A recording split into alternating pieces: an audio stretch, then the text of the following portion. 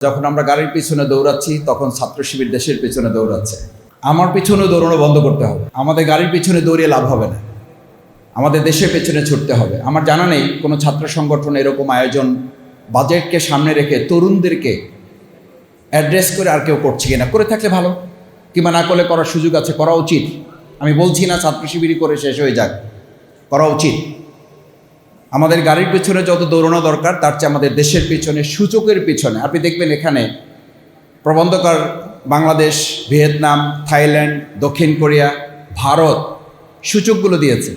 আল্লাহর খাস মেহরবানি, আমি দেখার চেষ্টা করেছি ম্যাক্সিমাম সূচকগুলোতে আমরা পিছনে পড়ে আছি। কারণ আমরা তো দৌড়ে দেশে না, আমরা তো দৌড় গাড়ির পিছনে।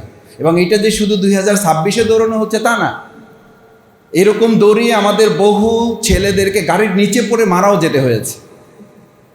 এই গাড়ির নিচে পড়ে মারা যাওয়ার কারণে জুলাইয়ে যারা গুলিতে মারা গেছে তাদেরকে আমরা এখন ভুলতে বসেছি। কেন ভুলতে বসেছি জানেন? আমি একটু প্রবন্ধকারকে সমালোচনাও করি, এই অর্থে করি যে এখন যেখানে দাঁড়িয়ে আপনারা কথা বলছি, মাথায় রাখা উচিত আমাদের বলছি না, আমাদের, যে এই বহু মানুষেরাই আমাদের এখানে থাকার কথা না, জেলখানায় থাকার কথা। যাদের জন্য আজকে এই আলোচনা করার সুযোগ পাচ্ছি, এই বাজেট নিয়ে কথা বলতে পারছি, সংসদে যেতে পারছি, তাদের নিয়ে কিন্তু এখানে তরুণরাই তো জীবন দিয়েছে। শিক্ষার্থীদের উপরে ভিত্তি করে এই আন্দোলনটা একটা পর্যায়ে গিয়েছে। এটা নিয়ে কেউ কথা বলেন, কেউ রান করেছেন, কেউ 300 রান একসাথে করে ফেলে দিয়েছেন, নানান কথা রয়েছে। যত কথাই থাকুক, একটা কথা তো আপনারা চোখের পানি ফেলতে গাড়িতে বসে বসে স্বীকার করেছেন, আহারে এই তরুণ বাচ্চাদের রক্তের উপরে ভিত্তি করে আমরা আজ মুক্ত হতে পেরেছি।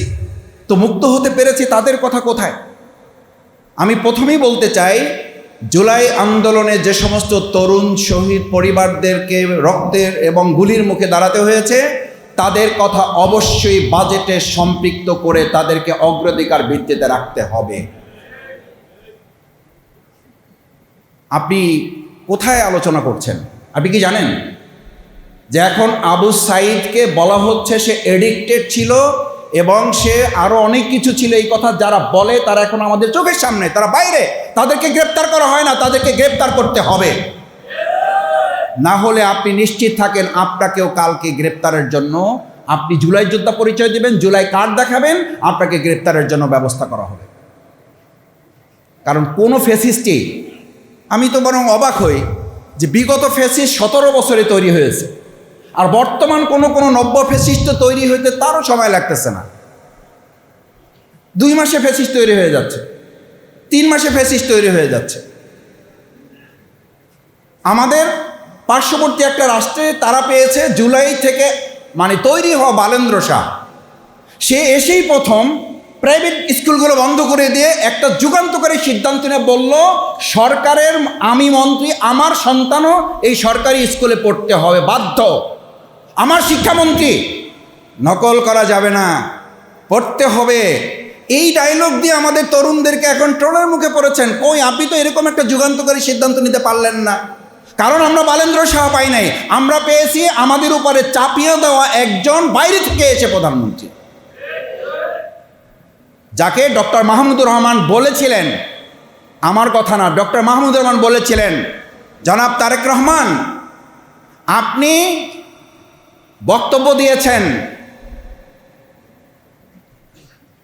ইসের মাধ্যমে, অনলাইনে কথা বলেছেন, আপনি এখানে কি ঘটেছে জানেন না, 15 মিনিট আপনাকে এটা বলা যাবে না। যদি সুযোগ দেন দয়া করে, তাহলে কোনো একটা সময় নিয়ে আপনাকে এগুলো বলা হবে। আর আপনার আশেপাশে যারা আপনাকে তথ্যগুলো দেয়, আপনাকে সঠিক তথ্যটা দেয় না, যার কারণে আপনার কথা বলার পরিবর্তে আপনার কথাগুলোকে অন্য একজনকে বলে দিতে হয়।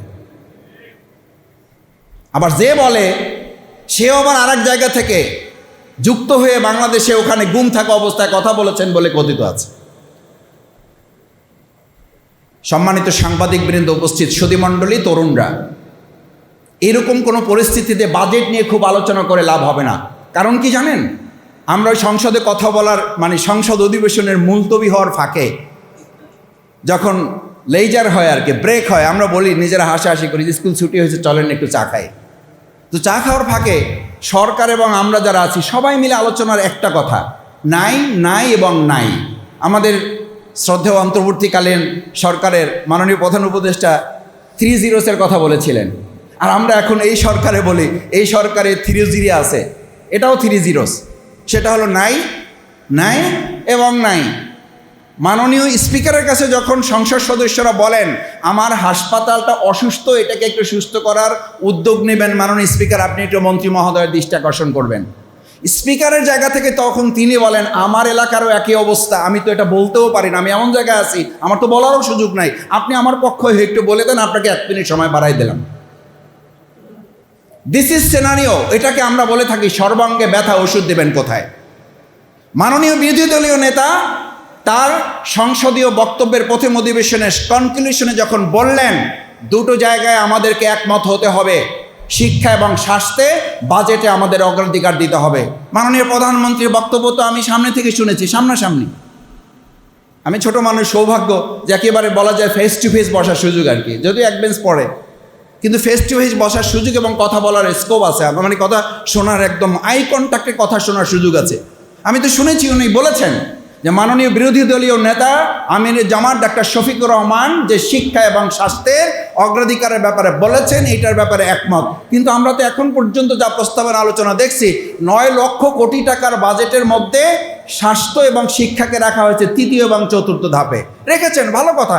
তাও তো কত 1.1 কি আগাইছি আমরা, তাহলে আমরা কি অগ্রাধিকার দিতে পারলাম? নিশ্চয়ই আমাদের অবকাঠামো, আমাদের পরিবহন সেক্টরকে আপনারা 2.25-এ রেখেছেন, ভালো কথা। সামাজিক নিরাপত্তার ক্ষেত্রে আপনারা 1.62-তে রেখেছেন, ভালো কথা। কিন্তু আমরা আমাদের শিক্ষায় যেটাকে আমরা একমত হলাম সংসদে আলোচনা করে, বিরোধী দলীয় নেতা এবং আপনি সরকার দলীয় নেতা আপনারা একমত হলেন একরকম আলোচনার ভিত্তিতে যে হ্যাঁ ইয়েস এটা আমরা একমত, বিরোধী দলীয় নেতা ডাক্তার শফিকুর রহমান যে প্রসঙ্গ টেনেছেন এটার ব্যাপারে আমাদের একমত হইতে হবে যে স্বাস্থ্য এবং শিক্ষা খাতে আমাদের অগ্রাধিকার দেবে, সেটা তো আমরা লক্ষ্য করছি না। 9 লক্ষ কোটি টাকার বাজেট, 9 লক্ষ কোটি টাকার বাজেট কি আনবেন আপনি? এটা নিয়ে আমরা সংসদে অনেক কথা বলি, আইন পাস হয়, টেবিলে দেওয়ার পর আইন পাস হয়, বলা হয় যে আমাদের একটু দেরি হয়ে গেছে, আপনারা কিছু মনে করবেন না। অথচ অযথা ধন্যবাদ জ্ঞাপনের উপরে ঘন্টার পর ঘন্টা কথা বলা হবে, কিন্তু ওই আইন পাশের উপরে আবার কথা বলতে হলে বিধিতে দ্বারাই কথা বলতে হবে। বিধি আমাদের এমন আশপাশে, মানে ওই যে বলে না বিধি, বিধি তুমি কপালে কি লিখেছো, সেই বিধিতে এমনভাবে আমাদেরকে আটকে ফেলা হয়েছে যে এখন মানুষের অধিকার নিয়ে কথা বলতে হলে আগে বিধি নিয়ে কথা বলতে হবে। ভাবখানা এরকম যে প্রয়োজন না, আগে বিধি। তো সেই জায়গায় আলহামদুলিল্লাহ যে আমাদের টেবিলে অন্তত একদিন আগে আমরা সেমিনারটা পেয়েছি এবং আমি খুব মনোযোগ দিয়ে পড়ার সুযোগ পেয়েছি। ধন্যবাদ জানাচ্ছি প্রবন্ধকারকে, আর ছাত্র শিবিরকে একটা ধন্যবাদ জানাতে হয়।